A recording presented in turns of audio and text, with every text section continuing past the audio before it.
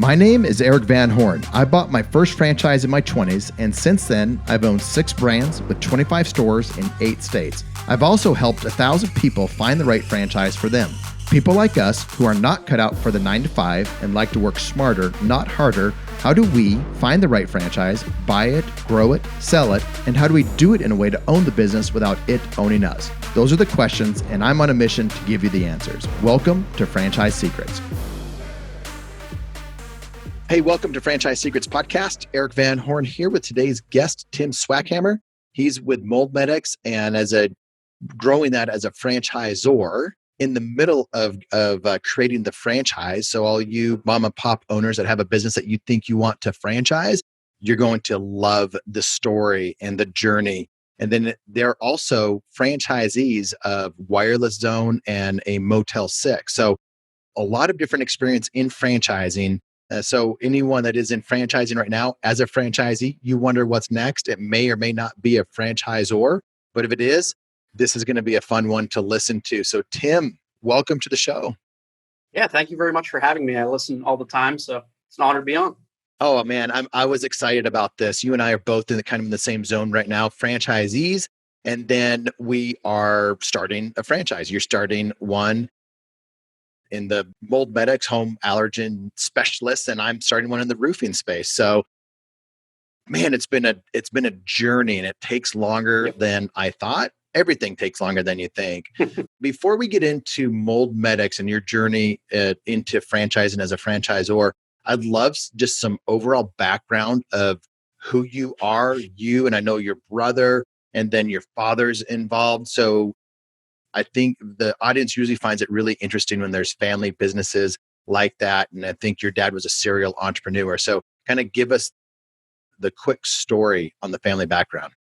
Yeah, absolutely. It's really cool to be able to talk about it because I know I've listened on some of the other podcasts with people talking about getting into franchising and getting into entrepreneurship in general because they want to have something that they can leave behind for their kids. They want to leave behind a legacy. And my father's done a really great job with that. So yeah, he's been the sort of serial entrepreneur. He got his start in franchising back in the early 80s with a car rental business. Pivoted into a few different businesses, some franchise, some not throughout the years, but worked as a general contractor building homes, owned a car lot at one point, owned a gas station. The second really go around with franchising for him, and actually where I got my start in the business world, was he was in a franchise called Dollar Discount, which was a dollar store business back in the mid-90s. So I got started there in 95, and I started working there, and I was, I think, 7 or 8 originally, just working the cash register. Yep. Start them young. Had to have a little stool to actually be up and able to reach everything. It was neat because it did go a long way in sort of shaping my mindset as we spent a lot of time in the stores, in the businesses, and just sort of learning via osmosis a lot of the business stuff. He grew that up to about 5 doors. And unfortunately, the franchisor was a really great franchisor, but just between shipping issues and a couple other things, they were not able to continue operating. So that ended up going under. Good people, good leadership, but just some lack of experience or something that the franchisor wasn't able to keep going. Yeah, I mean, it really, from my understanding, was a big change in the way that the market operated. You have Dollar Tree as kind of the only big name dollar store at this point, and they did a much different model with being able to warehouse everything, get everything over from China and very, very cheaply warehouse it and distribute, which a franchise model didn't really have the ability to do at the time. You learned what it's like to be part of an emerging brand. Oh yeah, definitely. Well, your dad did. You were a kid at that time, but your dad. I was a kid, but I was learning. I was tagging along to the trade shows and all that. Guys, if you're listening out there, you have this opportunity, or you may have this opportunity if you're not a business owner, a franchisee, to have an impact on your kids like this. I grew up like this, Tim. I grew up in a family that was entrepreneurs, and they weren't until, I was in first grade. Then they started their own business. But I look back and I was just part of the business. I had to shut up when the phone rang and we just said, is that personal or business? It was a business call. So us kids just know just to shut your mouth and let the call happen like it was in an actual office versus the home. But there's Mhm. so many things that I look back that I'm so grateful for growing up in this entrepreneurial family. And I hear that in your voice, and I can, and you said your dad's a serial entrepreneur. It just made me think, everyone out there, you're able to bring your kids into the business. So look for ways to bring them into the business to learn things. And I'm starting to do that with, I'm not actually doing it right now, but I want to start doing that with my kids to teach them different things within the business because it's invaluable.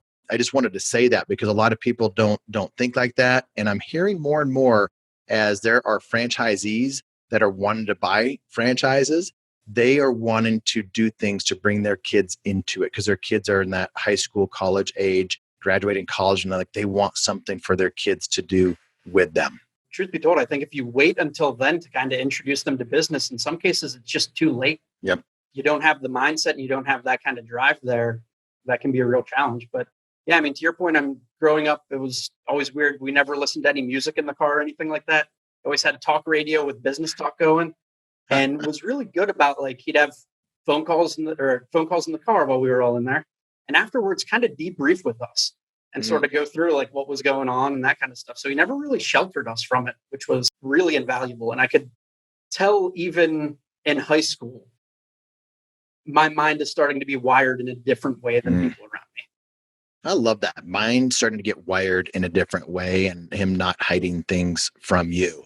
And I remember with my own parents, there were times when it wasn't always great, Yep. and I knew there were leaner times and they didn't shelter us from that. And I think as a business owner now, knowing like not every decision I make is going to be the right decision. Not every brand that I get into is going to blow up in a good way. It might blow up in a bad way, but I was not sheltered from that. So I didn't have this pie in the sky mentality of money falls from trees as soon as you sign a franchise agreement or start a business. So Mhm. that's, I mean, I love how you grew up.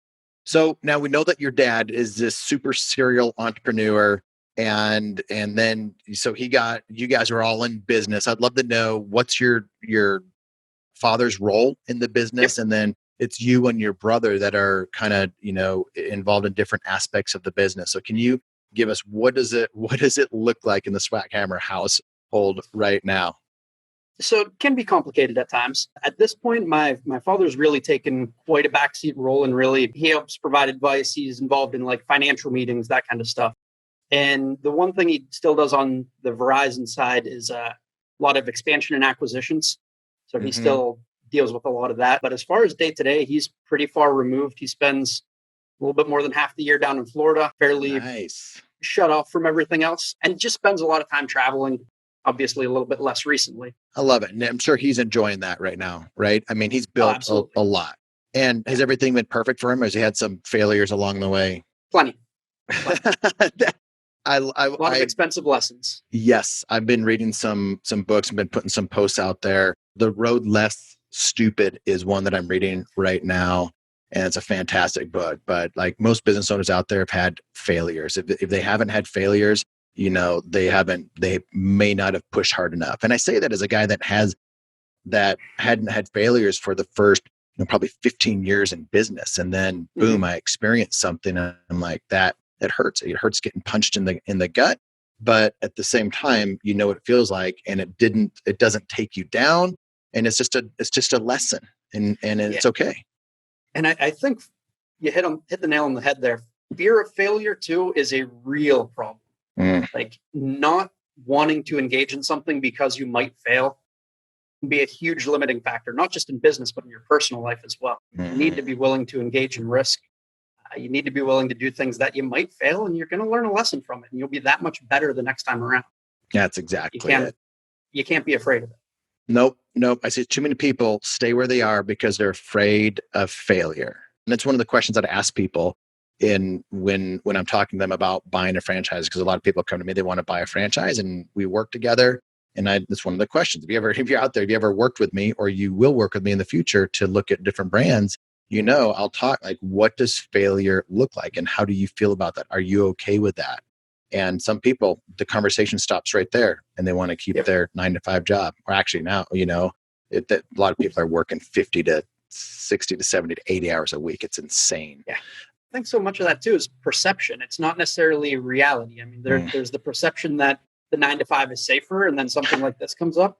And I would rather be behind the wheel, Yep. controlling where we go, than have somebody else making those decisions for me. Yeah. At least exactly. At least you're in control, and it's and your effort, what you put into it, and the decisions that you make are going to have an impact on the outcome. So that's awesome. Okay, I want to transition now into mold medics. So Yep. you obviously grew up in the franchise world, entrepreneurial world, and then give me the origin story of mold medics. I know it's not a franchise yet, but Yep. you guys are working on the franchise agreements and all of that. So let us know what mold medics is, and then a bit of the origin story. So Mold Medics is an indoor air quality company. We specialize in mold removal, air duct cleaning. Recently picked up a lot more home disinfection work and office disinfection, but that's kind of our core competency, and that's our niche, is focusing on those indoor environments and making environments safer. One of the big differentiators whenever you talk about mold remediation, they think of the big green company out there, and they think of a lot of insurance work, and that's really not us. So we're talking restoration. We're talking Serpro is the big green one, and there's other ones out there. It's commonly known as a restoration business, and that business seems to be doing really well right now. Yes. And I have friends that are the franchisors of some of these, but they're doing really well. There's a lot of competition out there. There's a lot of moving parts to it, and there's a lot of labor that's involved in that business and some equipment. What's different about the restoration business and mold medics? Yep. So we're a bit more specialized. Whereas your traditional restoration company does fire, water, mold, flood, all that, we really are more specialized on mold and indoor air quality problems. And probably the biggest difference is we will do occasional insurance work, but that is not our core business at all. If we stumble across it, pick it up, but that's kind of the extent of it. Whereas in a lot of those traditional restoration companies, they are very much beholden to the insurance companies. And that's just how the model is structured. Yep. And that's not an accidental structure for us. That's a very deliberate one. And it's one that was actually reinforced recently. We were vacationing at a home we have down in Deep Creek, Maryland, and had just closed on the home a few months ago. And we had a hot water line in the kitchen burst while we were there. And kitchen's filling up with hot water, steam everywhere. The utility room down below got flooded out, and contacted the local, that one was Service Master, that came to do the drought and everything for that.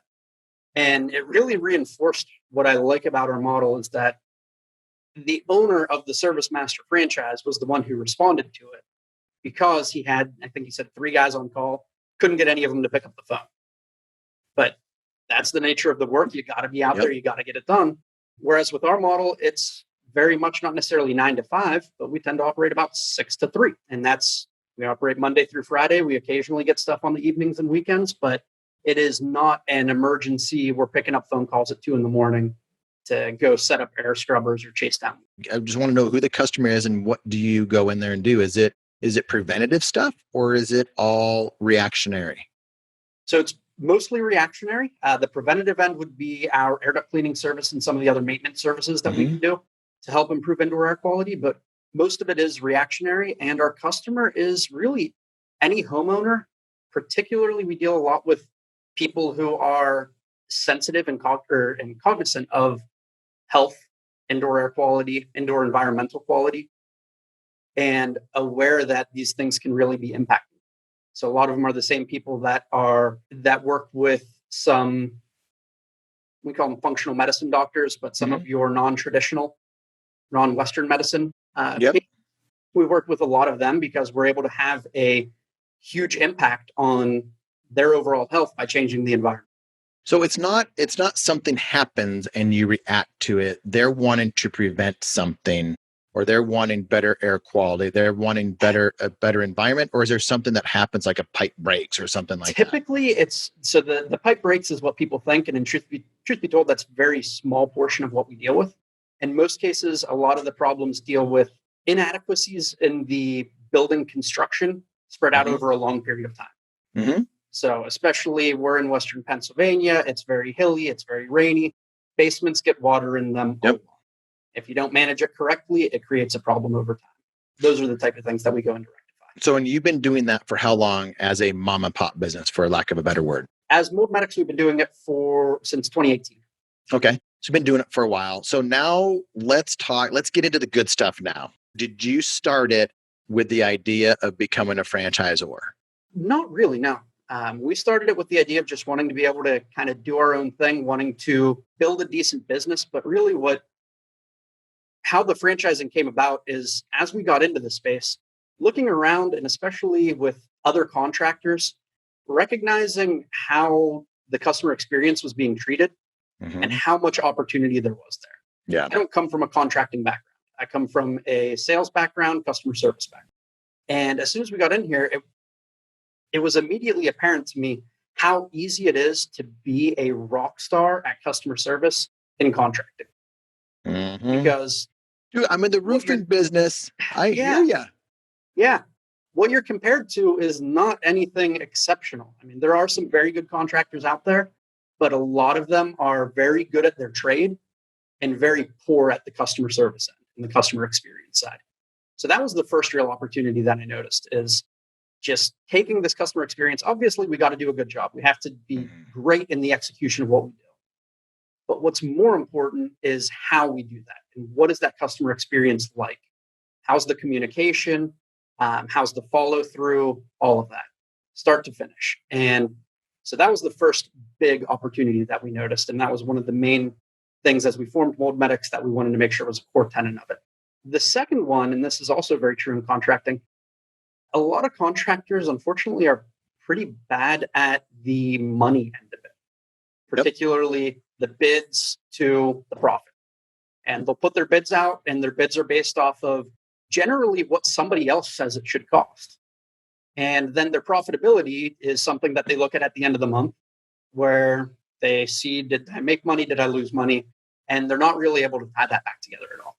So we didn't want that to happen. We saw some glimpses of that going on within our own business and being concerned about what other people were charging and all that. And eventually just kind of came to the realization that we needed to stop that. Mhm. We needed to charge based on what our expenses were, based on what we needed to make from the business or make from that individual job, and basically building systems in place to control for that. Yep. So our sales guys were not shooting from the hip. They weren't doing it just on, well, it's about this many square feet at this price. It's we have a online form that they go through and fill out everything. And it's now being transitioned as we make the move over to franchising.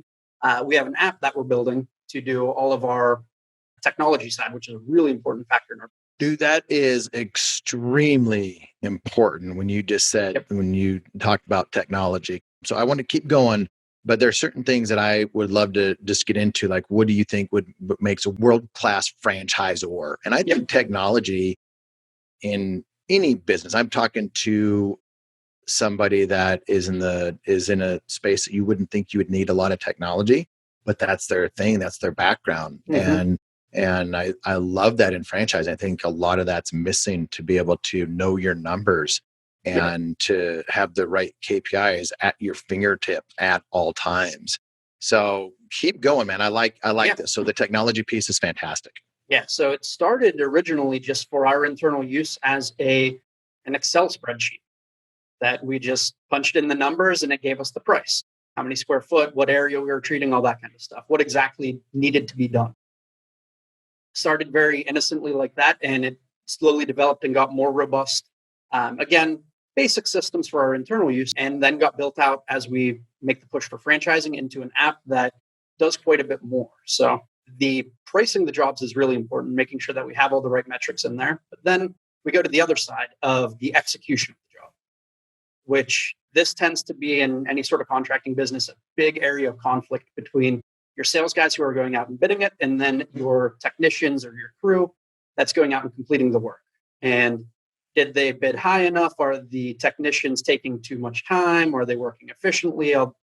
Endless back and forth that can exist there. And without controls in place, you have no real way of monitoring that or of improving upon that. So it's really important to me. We have our sales guys go through, they have their bid form that is just flat out questions that we can very easily go back Yep. and reference. Did they measure correctly? Did they estimate the amount of hours correctly?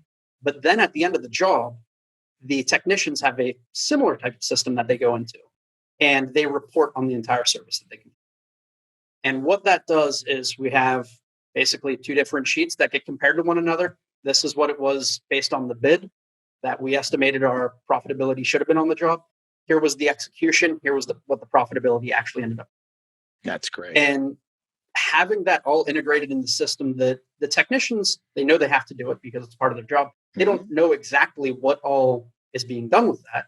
And it's a variety of different things, but it really allows us to very mathematically correct inefficiencies within our bids and make sure that there's consistency across our sales reps. Everybody is bidding things the correct way. Everybody's doing things consistently, so that at the end of the month, that P&L is not a surprise. Yep. Because we know our profitability. At the end of the day, whenever my guys complete a service, I'll get a tick on my phone that we have a report through, and I can pull it up and see what was our profitability on and compare that to what was the bid done. So Tim, it sounds so easy, so simple to say, to create that Excel spreadsheet, then it gets more robust. I understand that. And then to have that comparison, it sounds so easy, but in reality, it's not that easy to create all of that stuff in a very good systematized format, is it? I mean, that's it. And a lot of people wonder, like, why would I pay money for a franchise?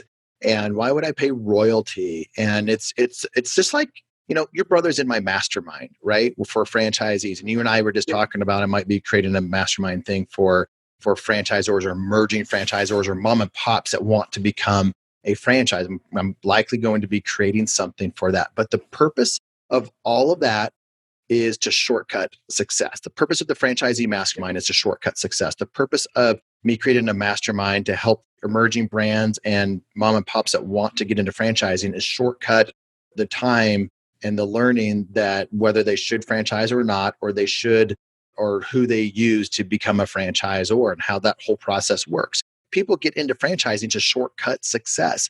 The systems that you've already created, the learning that you've already had, that you've already done, that's why people spend money for a franchise. Now, it's interesting because, it's just you. It's just your location right now. And this is where most franchisors start. And as you start to go through that process, and this is what we did in the roofing business, you put the systems, the processes together, you document stuff so you can roll this out nationwide. And that's where you are at that point in the process right now. You had a business, you like the business, you're happy with the business, you're systematizing the business for other people. You make that decision, I'm actually going to franchise this thing. And that's where the money really starts. That's when you start spending money on attorneys and operating agreements and all kinds of stuff.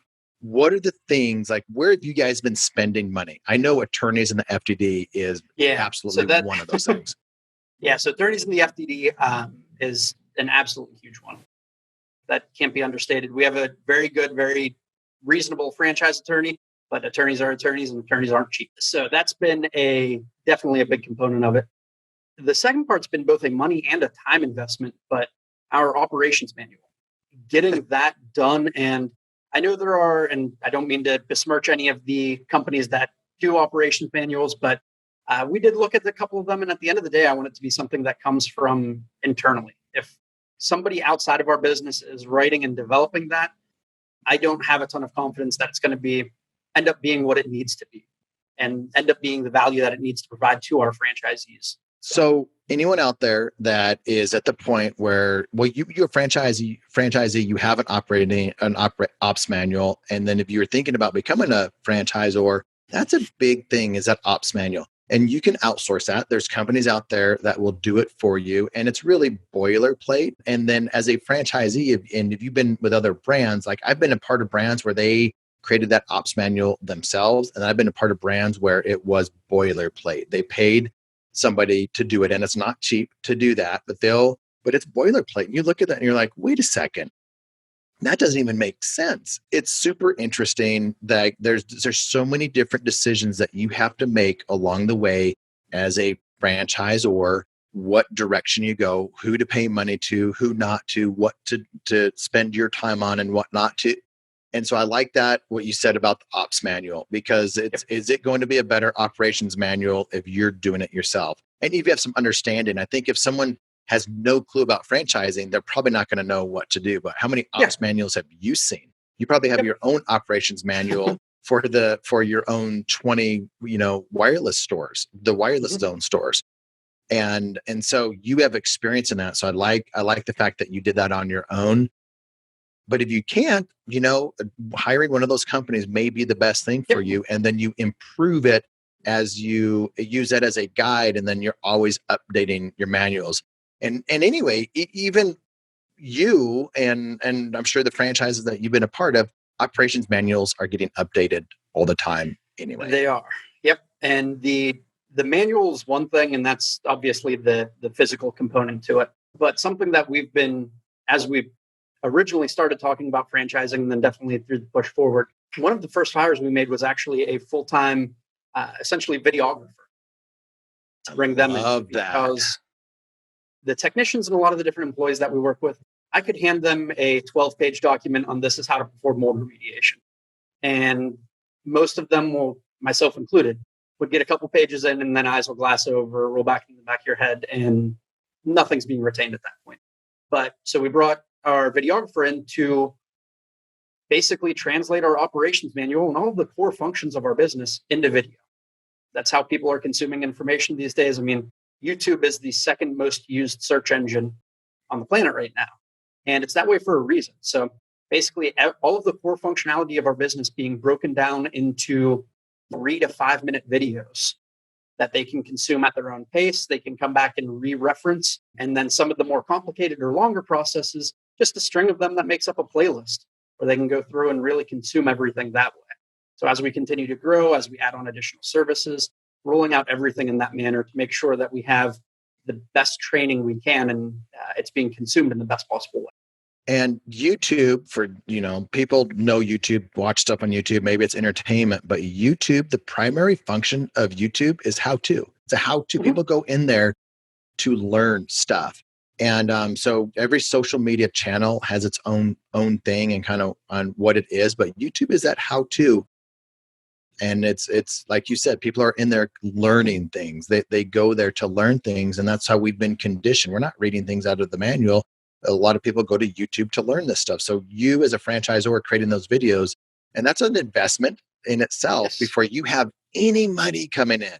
Franchisor, emerging brands, people that are thinking about buying or starting a franchise as a franchisor, there's a lot of money that gets spent before you even collect your first franchise fee. And that's not even where franchisors start making their money. It's royalties once you get open and they're making money. So franchisors are always behind on making money. So it's not as glamorous as it seems. Now, is there a big payday at different times? 100%.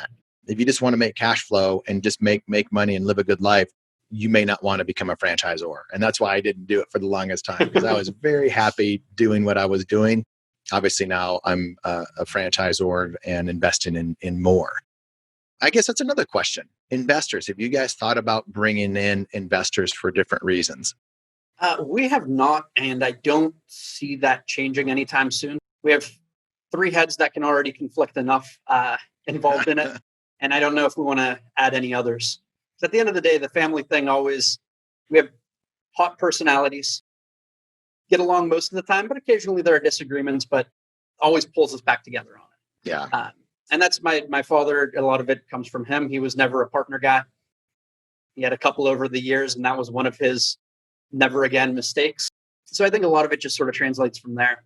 Yeah, I mean, being able, the nice thing is too, with the other businesses that we have, we are able to cash flow a lot of it. We've never been huge debt guys, either in personal life or in business. We do have debt on some stuff, real estate and those kind of things, but really we try to do as much as we can with cash, keep ourselves in the best position possible. That way, when something like an unprecedented pandemic comes up, we can exit it in a good situation. Yeah, I love that. And I think that's something, again, I love this episode because franchisees, as you're thinking about getting into business with an emerging brand, one of the things they need to be able to have deep enough pockets to be able to sustain growth. Mhm. And everyone's going to tell you why they do and whatnot, but you really just need to look at the founders and how they're raising money or it's their own money. And it doesn't matter. You don't want a bootstrapped franchisor that is, just barely making it without options to have access to more capital, whether they have that low debt free type lifestyle, which is awesome. And I grew up like that. Or if they have investors that they can go to and are continually putting money in to help the brand grow, because that's how they've chosen how to do it. But that's an important piece. Right now, what have you been able to get done? You've got the FDD that is in the works, ops Yeah. manuals in the works. F- What are you working on right now? So the biggest thing that we're working on right now, obviously finishing up those two, being ready to go on that, building out the franchise development process, getting all of the ads and everything like that we're going to be running, getting everything on that end together. And then the biggest thing really that we're in progress on is a lot of the training, making sure that as we get franchisees coming on, we're able to support them in the correct. So a lot of that too, we like to grow from within. So for instance, our operations manager for Mold Medics started with us 10 years ago as a sales rep at one of our Verizon stores and just has sort of grown as we've grown. Came over and it's been a really great asset because that's somebody that we know we have and can trust. And within our stores, we have a good pool of people that we can pull from to develop into operations people and some potentially franchise development people and really take as many people with us along this journey as possible. Let's talk about franchise development. That's the world I grew up in. I've been doing Yep. that for 20 years. And I started as a franchisee. And within months after being a franchisee, I emailed the CEO and said, can I sell for you? Basically, can I sell franchises, which is being a franchise development rep? That's where I learned. I did that because he was always involved as the founder and CEO in the development team because it's so critical. He would meet with us at 30 to 60 minutes every day to help us. And I'm like, if I can get mentored by somebody that has sold more franchises than just about anybody else in franchising, I'm going to do that. So I did that. That's where I learned franchise development. I went on to help other franchisors develop their whole sales systems and processes. I've been on the broker side. People come to me and ask me questions. Should they go into the broker network or should they stay away from the broker network? What should they do with their franchise fee? What does a good development rep look like and why are they good? There's so many different moving parts of that, but franchise development is extremely important because if you don't get franchisees or the right franchisees, Yep. you're never going to be a really good, solid, bigger franchisor. And you have to get to the 100 magic number of 100 franchisees or 100 units to get the attention of a possible exit at some point, or to really be a good, solid, sustainable franchisor where you're very, very comfortable in the income coming in. So anyway, all of that to say, what is your plan for franchise development? So we are intending to work with brokers. We've reached out to a couple different brokerage networks. And at this point, it's just kind of pending the other ends being done, the FDD Yep. and such. If you want to use brokers, it's not for everybody. It's expensive to get into. There's some Yep. that are cheaper. There's not very much money. There's some that are a lot of money to get into. And the reason that young franchisors and really mature franchisors, because I work with some of the most mature franchisors out there, use the broker Yep. networks is to grow. And especially if you're in a service-based business like Mold Medics, people don't really understand that. When people think they want to get into Yeah. franchising, they think Subway or or Orange Theory. Those are Yep. or you name it, whatever the brand is, which is typically a sold out brand. That's what they think of franchising, and they don't realize that heck, Mold Medics is going to be the perfect one for me, and they would have never thought about it. So brokers usually help candidates see things that they didn't see before, and companies like yourselves. So it's expensive. It costs money to use brokers. Yep. You have to pay the fee to get in. You have to pay the fee to sell it.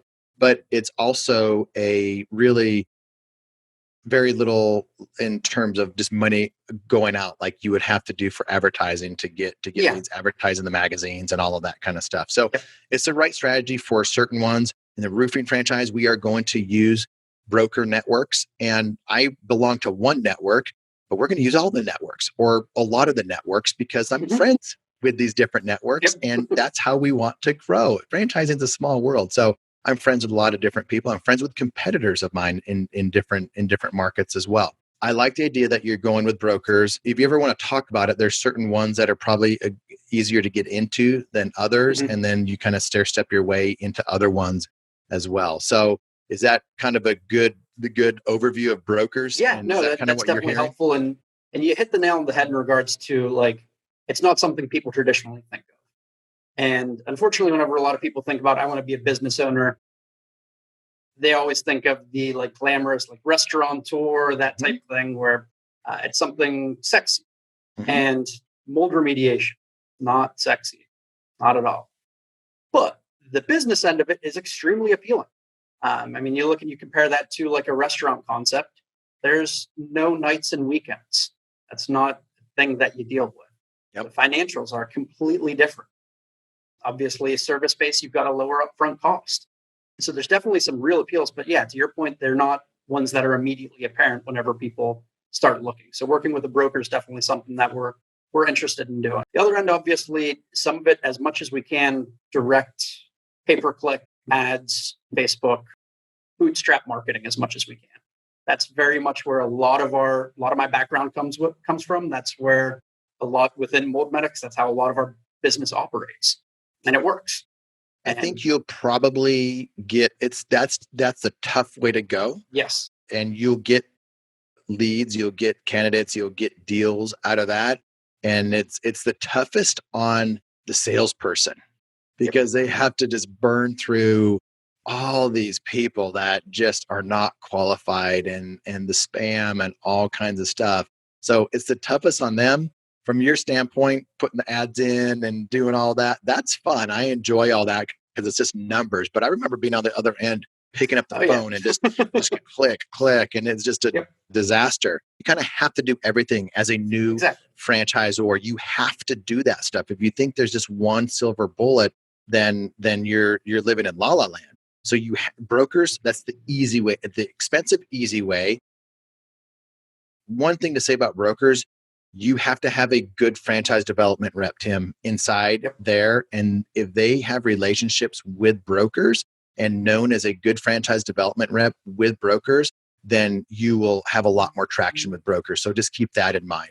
Now, going Yep. back to the dialing for dollars, there's different websites out and some other just lead sources that you pay, $100 to $200 for a lead, but at least they kind of know about you. So you and I can talk about some of those offline. Yeah. From a franchise development standpoint, who are you? Do you have somebody in mind already? It sounded like you had someone that was kind of growing from within. So we've got a couple different people in mind internally. I'll be heavily involved in the process myself. I did some franchise development previously with another brand, so got some experience there. And we've looked at hiring somebody from outside to come in for it. I've also looked at a couple of the out of house franchise development programs. Mhm. Um, and from what I gather with a lot of those, they're not willing to touch a lot of the emerging ones. They want to see some initial sales. So that's really what we're trying to do is just cut our teeth as much as we can, get the processes in place, get some franchisees under that we can start supporting, and really figure out what exactly we don't know. That's it. You're doing exactly right. You have to get in there as the founder to get in and to understand what's going on and what people are saying, the objections that they're having, and be able to help grow that franchise development process. And then just real quick on the franchise development companies out there Yep. they typically like a brand to have some traction and really Mm-hmm. validation. So Yep. they Yep. want some franchisees to get up and open. So then because that's a big part of the sales process at some point is new franchisees talking to existing franchisees. And Yep. that's when your sales and franchise development can really catch fire because before that, you're just selling a dream. I Yep. mean, you're selling yourself, you're selling what you've done, and you're bringing on pioneers. And then this is something that a lot of people don't think about, but you do. You have those first groups of people have to be successful, or you're Yep. never going to be successful. So I know like with what you're doing, and that's why you're putting all these systems and processes and spending all the money. So you can support those and and you're going to learn from them as they're growing for them to become really successful. So now you can go to another company if you want to, and they can start selling for you. Or now your development reps can just really put the pedal to the metal and just start selling a lot more because franchisees are happy.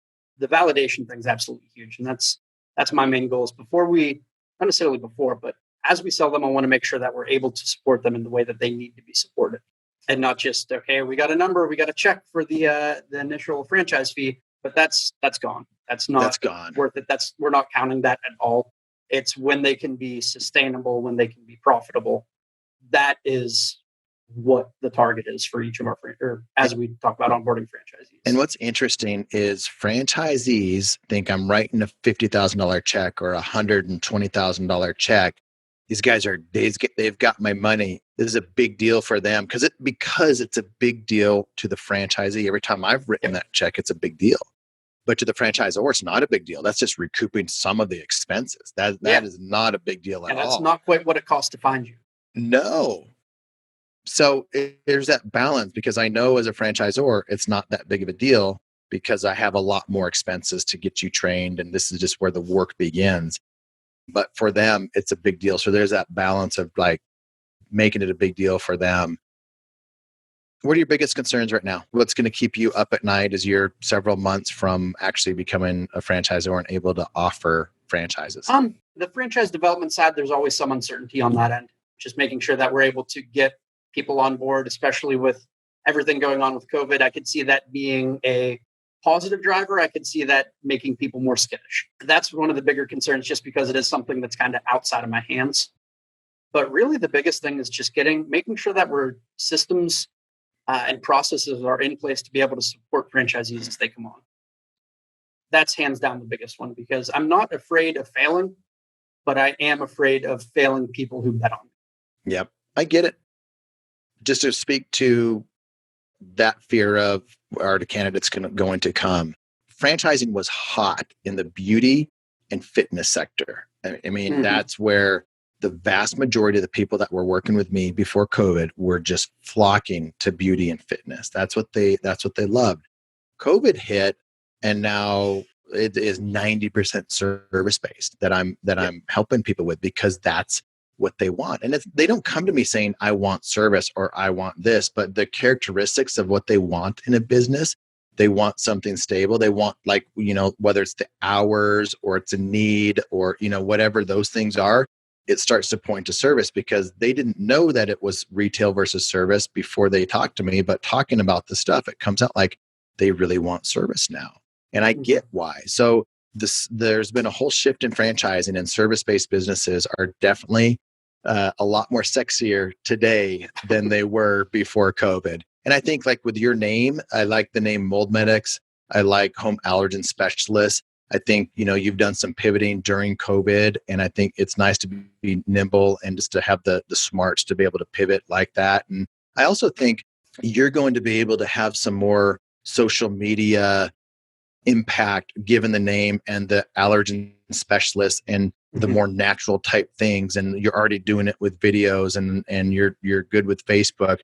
That will drive more leads than probably what I would give it credit for. You may give it credit for just because of that. In the roofing space, we're not going to get any leads off of our, very many leads off of a social post or something like that because it just doesn't happen. But I know like it's important, and people are going to notice that, and you can do a lot of cool stuff with that. So who do you follow on social media? Where do you learn your stuff for social? For social, to be honest, I'm not. That's one of our guys internally handles most of the social end. I like the Google ads. I like the more numbers focused side of it. I like running the ads and figuring out how to hit different individual groups and demographics and all those kind of things. As far as actually making posts and all that kind of stuff, I'm not a creative. That is the farthest thing out of my. You need both. My comfort zone. Because you need it's both. And a lot of people, like I have somebody that does a lot of that for me. He'll say, "Hey, Eric, can you make a video on this?" And I'll make it. It's a sales challenge. We're doing a sales challenge, And can you make me 30 seconds, 15 to 30 second videos? And I'll make it. And then he does everything with that. And then from a creative standpoint, and then he has the person that's going to look at all the numbers, or he's going to look at all the numbers, because it takes both for that. So I love that you know that aspect of the franchising. So last question for you.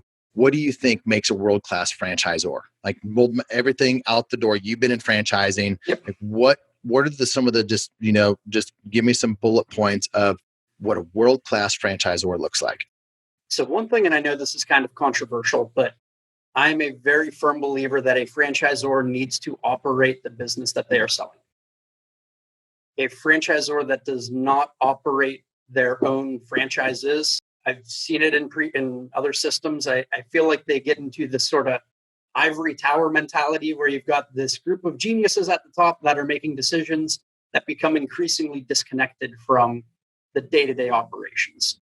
And that can create some real hostility and some real problems within the franchise system. So I know definitely everybody is not in agreement on that point. Well, as you're thinking about like the other world-class franchisor, like things that would make it, I'll make a quick comment on that. It's a no-win situation with that. Yep. I agree with you on the premise of why, because it happens. Franchisors, all of a sudden, even if you knew it at some point and then you pull back, you forget what it's like out there on the streets, pounding the pavement, doing the things in the business every day. And if you've never done it, oh my gosh, that's not good. But I've been a regional developer, an area developer, master franchise with 3 different brands. And sometimes I was a franchisee, sometimes I was just an area developer, and one I was both. And people hated it when I was a franchisee because they said, "Do you just care about your own franchises?" Then I wasn't. And they're like, "You don't understand." So it's a no-win, but I like the reasoning behind it. I like what you're doing. And I'm sure you're smart enough to figure it all out and to be able to position. And it's all about positioning anyway. Mm-hmm. And again, if it's a no-win situation, I would rather err on the side of like actually knowing what's going on in the business as a franchisor to help my franchisees. Anything else that you would say? The other thing is compassion. I mean, caring about the people that are investing in the business. And again, looking back on some of the experiences I've had with both franchisors, but also the employees of the franchisors, that relationship is really, really important. And just hearing some of the tones that some franchisor employees can have of, "Oh, these franchisees, they just don't understand," and any sort of them language on either side of it is just not productive at all. Yep. So making sure that you recognize these are people that have leveraged a ton. In many cases, they're leveraging their house, their livelihood, all of that on this dream that you have because they want to be a part of that. Just understanding and respecting that and making sure that all of the franchisor employees understand and really have good respect for that. Dude, that is so important. And as you were saying that, I'm just replaying conversations that I've had with franchisees that have said, "Did you know how this person or that person, this position, that position talked to me as a franchisee?" And they're not, we want to say just an employee, but that's an employee talking to me as a business owner where I've put everything on the line. And that's coming from the top at different franchise organizations, and it's a culture issue. And so I love that you said that, and that's something that's important to us. And I think that comes from us being franchisees. And I think that I've seen more and more franchisees like us that are getting more into the franchisor side. And I think there's going to be a shift in franchising with franchisors that are more franchisee friendly. I've been that unfriendly franchisee in the past. I've been the one that I'm sure some franchisor employees were very, very reluctant to ever call on. But it's about having that mutual respect.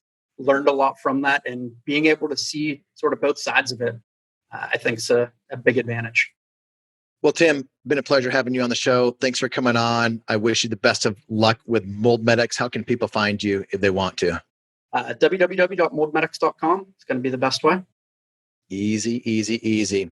All right. Well, look forward to following you, and need to get this franchisor mastermind going one of these days. Yeah, definitely. And thank you very much for having me on. Really appreciate it. Absolutely. Thanks for listening to this episode of the Franchise Secrets Podcast. Whether you're watching or listening, please make sure to subscribe to my YouTube channel and to whatever channel you're listening on. If you want my help with anything from buying a franchise to franchising your business, please visit franchisesecrets.com.